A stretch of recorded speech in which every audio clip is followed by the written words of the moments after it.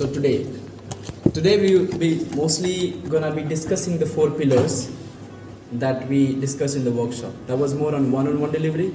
Now it's about your perception, your views about those 4 leadership pillars and how are they important to you, which one is more important to you for them. And also we're gonna ignite a very conflicting debate here in a very healthy manner so we can learn from each other, right? So we can start with the picture that says your life story is your leadership story, because many a times when you live you have to make so many choices, and those choices are prevalent in any areas. It doesn't have to be your workspace, it doesn't have to be your personal life, but in all arenas of your life, and how you can implement them to have a better life, a better leading life. So this picture that is in the WhatsApp group is mainly for you to reflect back and think, what is your life story, and how did you lead your life until now? Is there something that you could tell us about your life? One of the things that you did was the most leading point in your life, because any decision that you have made in your previous time has made you somehow to come here. One small decision, you never know what was that, so that we all are here together. Maybe somewhere you failed, so something happened in your life, something else happened, Trust the process, that's what we say. And this is Murphy's law. What does Murphy's law say? Is that when something bad happens in your life, there's something good in store for that, so don't feel sad for that. What was that one turning point in your life? What was that one particular thing that made something very special in your life, that made you feel like, yes, I can do this? And then you had one leadership story. If you would like to share here. Until now, our journey has been very inspiring. There have been people who came to me, who came to Leah, who came to all of us and spoke about their life stories. You never know the kind of impact you're making on someone else's life. And I'm so super proud of all of you, that we are creating also one of the best groups. Until now, I have discussed with all of you such a positive energy that you bring to the table, and I'm so proud for that. These are very fragile topic, and I think every one of you who signed up for this project are really serious about things, bringing something really meaningful to the table, here to create together something meaningful. So I urge any of you, like who you can share the story with us. Can I? Please start? Go ahead. Yep. I have a story who bring me on the table. I was a few years ago in a position of boss. We hire some daily people to help us with the daily schedules. My parents have a farm, so we have a lot of work to give to the people. So I was in a position leader where I have to give directions for the things that where should do in the farm. So I told to the boys, you do this, you do this, you do this. At the end of the day, they hear me, they do the things, but at the end of the day, they leave me and go to play football without asking me if I want to join them. So at that moment, I realized that I was just a boss who paid them, but I was not their leader. After 1 month or something like that, I called them back, and before giving them the direction, I do some part of the job. For example, if I told the guy to bring something from the backyard, I was the first who bring something else from the backyard, and I told him, look, or even I don't told him, but I show him how he's doing. So I bring some, I don't know, water or something like tools, and then I give them the directions. And at the end of the day, we were friends, and we hang out together to the shop on the local store or something like that. So I guess when you give the directions, you have to prove, you have to show that you can do that job better than them, and you just delegate, you just give them to do that, but because you want to do something else, not just because you can do that. So I prove you I can do that, but I have something else to do. So please do that for me, and I will pay you. And they will say, oh, okay, I'll do that. If they will not do that, I can do for them. I really can do that job, but they will not get paid. And this is how I realized that a leader not must have be just a boss. You have to prove that you can do that job very well, but you need help. So you recognize you need help and you hire them. Thank you for sharing, Stefan. Someone else from here.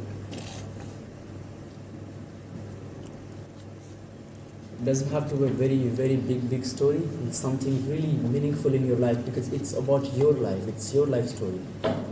It's not how we see your life. It's how you see your life. Any small things that somehow, brings the leading focus, like make something look really leading in your life. Any one small decision that you made and you are so proud of that. For me, there is one thing, we are talking about our lives, but I believe also good leaders motivate others too. It's like also sign of emotional quantity.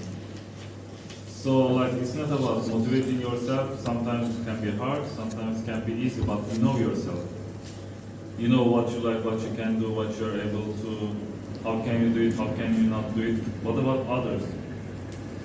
I didn't see a good leader like doesn't have an effect or cannot motivate others. So I had a friend, she wants to be volunteer as well, but she speaks English and German, but she has a problem with psychological problem with speaking in front of people and also speaking in foreign language. So she was like, I cannot do job interviews, I cannot talk. For example, if she doesn't remember a word, she's just doing like nothing, no talk. If somebody is not talking in front of you, what would you do in a job interview? Of course, like volunteering interview. Of course, she had a less and less chance. I was like, okay, let's start with your CV, motivation letter, and this. How am I going to talk? What am I going to do? And first, she refused, second refused, third, fourth, fifth. And I was like, what were you expecting? If I can tell you, like, these other 5 will not work again, so like it will be 10, 20, I don't know, like, just keep trying. And when she felt bad, when she fell down, like, I cannot do it anymore, like, this is not gonna work, I cannot be volunteer, or this is something I want, but it's not gonna work, maybe I'm not capable enough. Then we keep trying, and I was taking her, like, practicing, let's say this, let's study this, and in the end, right now, she's in Germany, she's a volunteer, she's in Dresden, and she told me like a few days ago before I came here, she called me like, my German will be better than when I go back to my country, better than will be my English, and I will be speak German, English, and Turkish 3 language. So this is my happiness, and I believe also leaders not motivating or preparing yourself for life, also for others. Yep. Small impacts that we make on others' life, Yeah, just pushing her. She needs push. She needs like, you can do it, don't give up, she can do it. Everybody needs it. So like, right. when she needs that, she gets it. Now she's successful. Right. Thank you. That reminds me one of my own life stories I will share, and I think that one particular decision changed my life and the way I see myself now growing. During my bachelor's, I was a very shy person. Like I never did not interact much with people. Also because I moved from my parents, came all the way to South India, and the culture is like upside down. It changes everything. Every state you go to, India is so diverse. So I came and I had like a very different culture shock. People were different from my state, and I had a very hard time making friends. I had a very hard time communicating with people because I also didn't know the language. And I was really struggling in my life because I changed my career. I was like more into university now, like big things and all. And I was struggling to decide what can I do in the future. And back then, like I was applying for job interviews or something like that, say, but they were also hiring just local people, someone who spoke the native language. I did not know that. And for the summer time, I came across a position for training, like setting up a summer camp for kids from underprivileged, low-income community in India. And I was like, I could give it a try. And I signed up for that. I had an interview and I was selected to set up a summer camp. I was like super pumped up. So go to a village. We had to like live with the children. It was a residential school. I don't know if you have it in your country, but in our country we have it. So kids stay in the same school, eat there, sleep there full time. It's like their home. It's like a hostel, but also a school. I go there and we had prepared a lot. But when the day comes to conduct session, enter a classroom, I was like, I cannot do this. First of all, I never had any teaching experience background back, and I was super shy. I had a terrible public stage fright. I couldn't speak in front of many people, and I was like, I'm not ready for this. This morning I got up and I was like, how can I do this? I was planning all thing, and the thing was like, I had to teach like small books, like science book, social sciences and all that, mostly talking about also other things that are important, because kids in the school, they're not exposed to something called, let's say, aerospace engineering, something let's say called philosophy, human rights and all that. They only know very, very traditional jobs, for example, being doctor, being engineer or something like that. So our idea was to stimulate and also give them like, oh, there's this thing, something called aerospace engineer. There's something called astronaut that you could become. And I was like, how can I do this? So when I entered the classroom, I was shivering like this, and I was like, what happens if I don't try? If I don't try this, I will never be able to capture my public speaking fear. I will never be able to grow further. So I just came with this mentality that I'm not here to teach, I'm here to learn. Okay, and that one particular mentality helped me grow a lot. So I entered the classroom. I embarrassed myself in the first. I was like stuttering while speaking. Kids laughed at me because I was like, I was also like choking, like really. It was that bad for me. First class went like that, second class went like that. But then I was also open to learn. So I was like, okay, well, what happens if I make a mistake? I mean, it's inside the classroom, right? From the third, from the fourth, the way I grew up, it's massive. And since then, I mean, that particular decision put me into training, like this particular area where I could sit with people from different countries, different continent. I can just speak to you one-on-one about my life experiences, and I have no fear at all. So that one particular decision has brought me here somehow, that I'm sitting with you on Erasmus. If I would have somehow not entered the classroom in front of those 10 years old, 12 years old, 13 years old kids, I wouldn't be able to dealing with someone who's 28, someone who has more expertise, more experience than me. I'm just 24. I'm still dealing with life. I'm still making mistakes and learning, but I'm still here. So I'm really proud for entering the classroom. Anybody else has gotten something? I think Martin among us has something. He's running a business. I came across his Instagram page, and he's doing a wonderful job in his life. Maybe there's something, some experience. How did you start? How was your story? What motivated you to start your own business? Yes.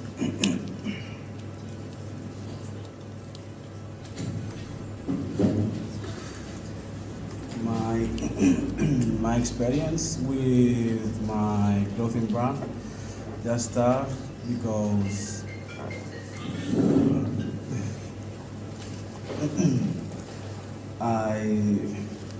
I was a child. I always liked the business, the corporation. One of my dreams is make a rooftop chain.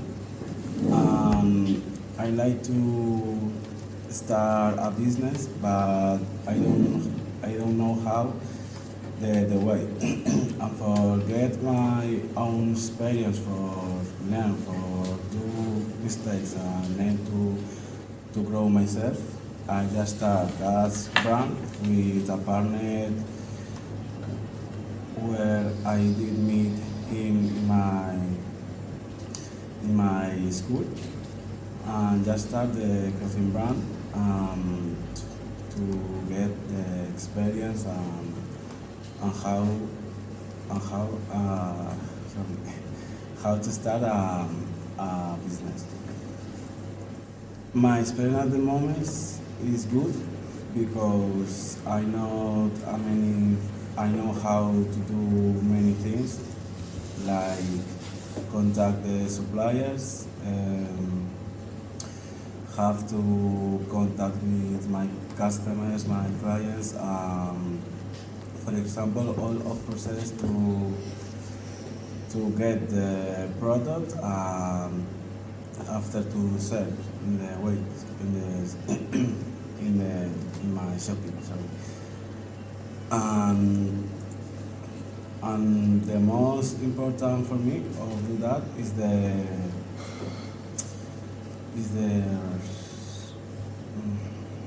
illusion. Always work in that, because if you like it, it's more easy that you do anything when you doesn't like, and you feel better. I don't know what more can say now. So, You have any questions? for sure, I think we have many questions to you. Where can we buy those cool sweatshirts? Like, do you have an online forum Yes, somewhere? I have an online shop. How much discount will you give it to us? Like all At least I can get one free, right? Yes, I'll yes, send you my yes. address. No, you can't, because I get free shirts. Okay. Anybody else? I would like to share my story. Please, Martin. When I was young, I was super shy, kind of like you. I was sitting alone most of the time in the classroom. I was never leaving the classroom for the breaks because I didn't want to talk with anybody. I didn't feel it. And that's how I grew up until I started university. In my second year of university, they sent an email to all the students. And in the email, there was an invitation. It was an invitation to go to a country which is extremely far away from my country. It was China, and I'm from Bulgaria. So I was thinking, should I go? Why not?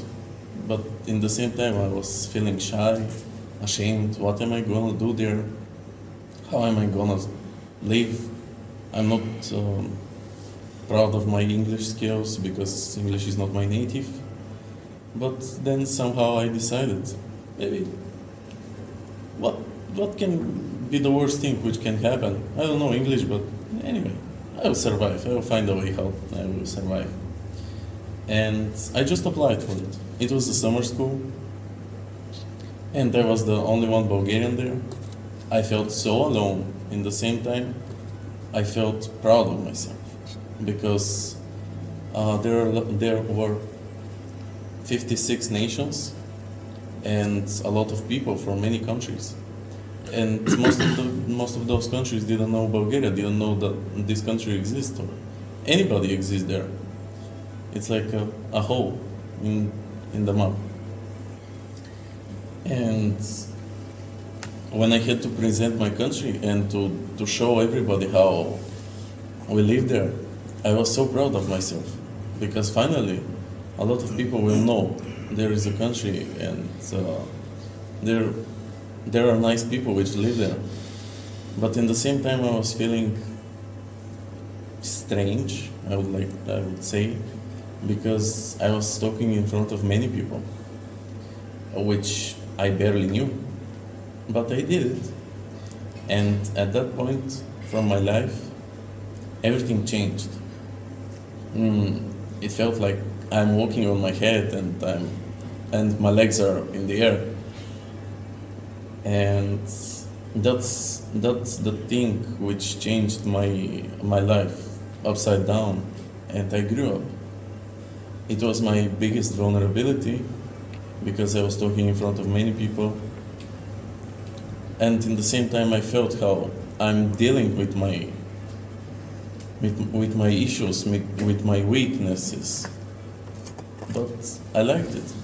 I felt brave. I felt powerful, and I enjoyed it.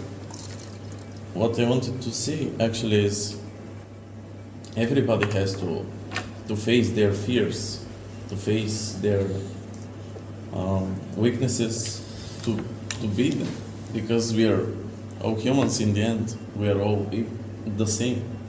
We face the same emotions, the same fears, and if we don't beat them, what makes us different? How we are going to inspire others? How we are going to improve ourselves, to grow up, and to show our potential and what we can do in life.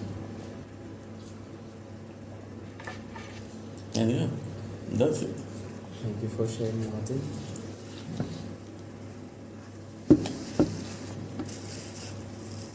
Do we have some more? I think I'm going to share. 2020 was like, I think, one of the roughest years of my life. And at the end of 2020, I kind of said, okay, things are not going in any direction in this way, so we have to do something. And I made 3 decisions at that moment. And one of them was to quit my past job. I did it in December. The end of contract was in February 2021. And since that moment,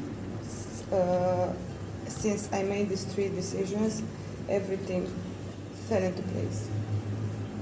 All the things were like exactly where they were supposed to be.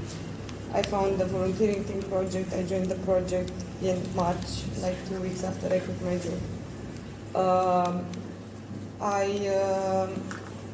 I went to Portugal after. I mean, everything was like completely in the right place, because I was brave for like 10 minutes, I think, to make these 3 decisions. Thank you for sharing. This small thing, how much they can like really, like one decision can just change your life upside down, you know. It is a breakthrough moment. It's difficult to start. You're scared of it, you're anxious. You imagine yourself doing that and perhaps failing, or everybody's laughing at you, perhaps you think that. And then when you do it, at least it carries by itself. You don't have to put much effort many times, unless it's really, really difficult. And when you've done it, you feel so satisfied with yourself, so proud of yourself.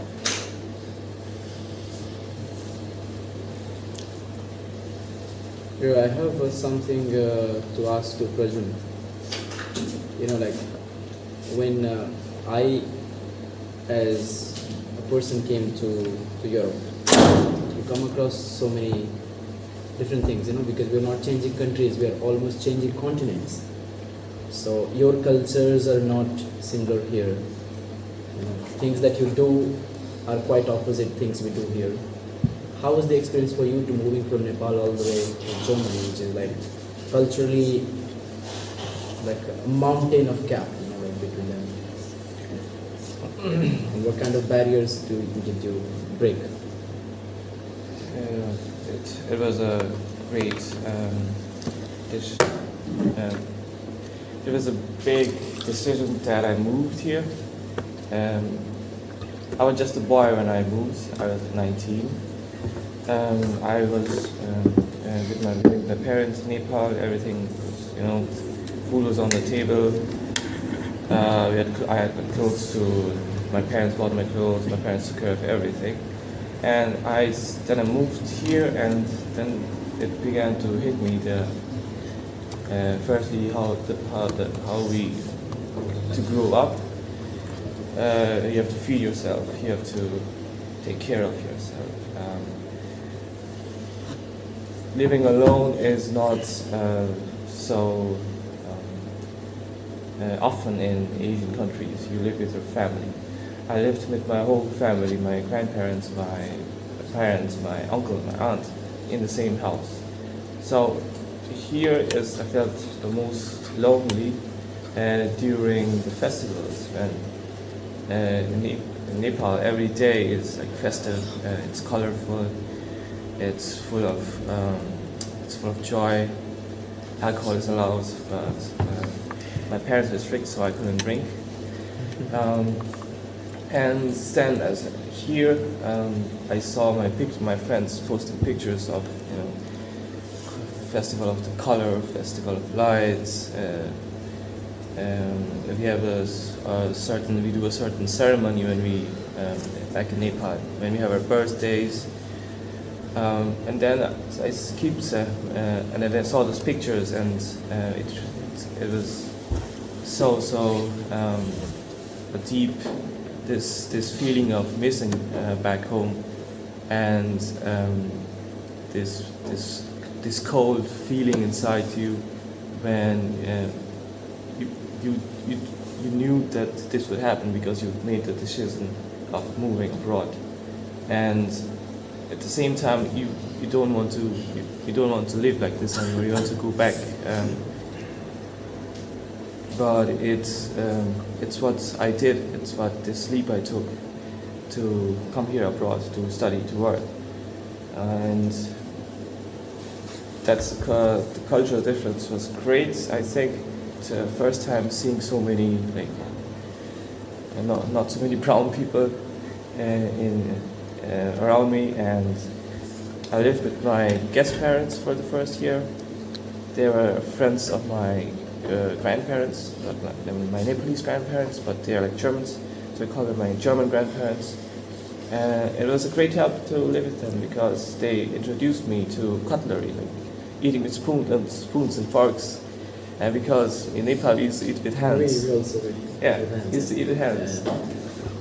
And the first thing was eating on a plate with spoon and fork, which was like really difficult at first, but it's easier than chopsticks. And then the food, the worst part was food because I didn't like the European food. I do like pasta. The food was missing, but my guest grandma, she did her best to fill this gap to make the food a bit spicier for me, and then I searched for an Asian store, an Indian store where I could buy some spices. Bought lots of spices, bought some lentils, bay leaves. My whole bag is full of spices, mostly chicken masala, which is like a chicken curry powder. And then the next day we went shopping for some herbs. We put a lot of coriander in our chicken, in our dishes. Then I cooked for my grandparents and my guest grandparents. The first, rice. It's mostly rice. It's chicken lentil soup. Something more spicy. Like I used to have a small bowl of chili powder beside me to fill this void. And then I saw my grandfather. Like he was so my guest grandfather. He was so he, my guest grandparents. They were in Nepal back in 1970s, and they got married in Nepal in the embassy, in the German embassy, and they liked the weather there because in Kathmandu mostly because it doesn't snow.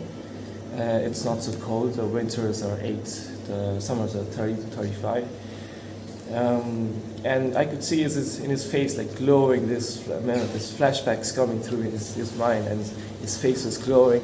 This feeling of this taste, where tasting this delicious food that you have been missing for 50, not 50, but most of years. and I was really, I